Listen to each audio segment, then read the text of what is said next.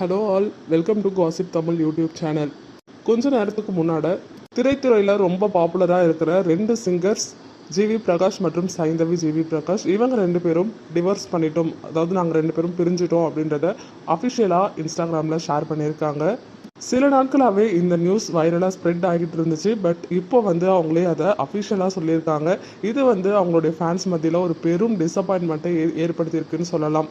அவங்களுக்கு திருமணமாகி 11 வருஷம் ஆச்சு. அதுவும் ரெண்டு பேரும் ரொம்பவே லவ் பண்ணி கல்யாணம் பண்ணிக்கிட்டேன், ஃப்ரெண்டை தான் லவ் பண்ணி கல்யாணம் பண்ணிக்கிட்டேன் அப்படின்னு ஜிவி பிரகாஷ் சொல்லியிருக்காரு.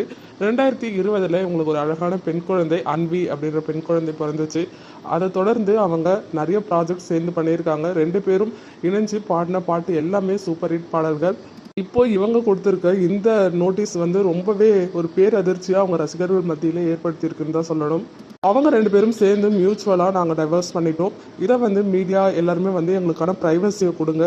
அண்ட் ஃப்ரெண்ட்ஸ், ஃபேமிலி அண்ட் எங்களோட ஃபேன்ஸ் எல்லாருமே எங்களுக்கு இந்த டிஃபிகல்ட்டான டைமில் சப்போர்ட் பண்ணுங்கள், அண்டர்ஸ்டாண்ட் பண்ணிக்கோங்க அப்படின்னு கேட்டிருக்காங்க.